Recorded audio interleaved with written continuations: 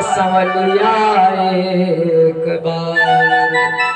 जैसे ही देखा मोहित हो गई, अपने आप को भूल गई बिल्कुल। पुजारी ने पर्दा खींचा, उसने कहा अरे बड़ी दूर से आई हूँ, इंग्लैंड से चल करके, थोड़ा देख लेने दो।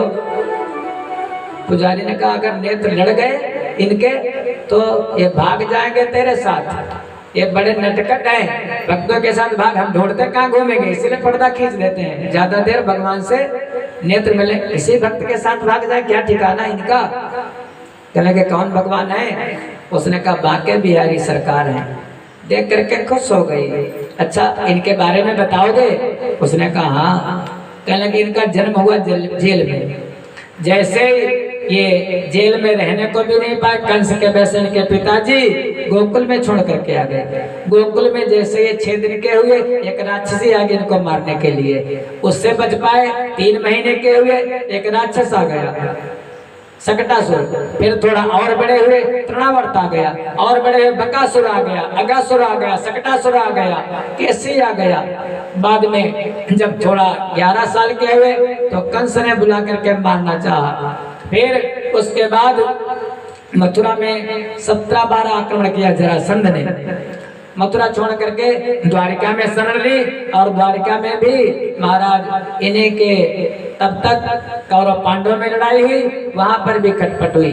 उसके बाद इनके 16,108 विवाह हुए, सबके 10-10 बेटे, एक बेटियां हुई।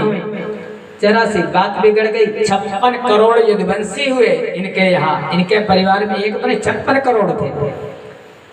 इन्हीं के सामने बात बिगड़ गई कुछ, इनके परिवार वाले आपस में लड़ गए, और इन्हीं के देखते देखते 56 करोड़ परिवार इन्हीं के सामने नष्ट हो गया। कभी जीवन में हमारे कन्हैया ने सुख नहीं पाया, कभी भी। हम लोग कहते दुख आ जाता है, अरे उनका जीवन दुखमय रहा, लेकिन कभी भी मोहन के ओंठों से मुस्कान नहीं गई, लगातार मुस्कुराते रहे भगवान, हर समय उनकी बंसी बजती ही रही और कन्हैया मुस्कुराते ही रहे, कभी रोए नहीं। अगर रोए हो तो बताओ। भगवान राम जी तो रोए हैं, जब कब रोए हैं? जब जटायु पिता की मृत्यु पर नहीं रोए हैं, लेकिन जटायु की मृत्यु पर जरूर रोए हैं।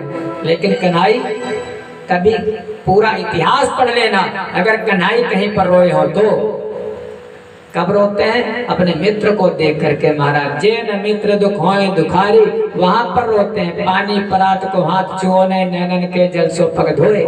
मित्रता की बड़ी महिमा है वहां पर, लेकिन कन्हैया कभी नहीं रोए, वो प्रेम प्रेमासु थे। ऐसे महाराज देख करके धन्य हो गई। वास्तव में कन्हैया से बढ़कर के कोई देवता नहीं है, कन्हैया से बढ़कर के कोई महाराज नहीं है। ऐसे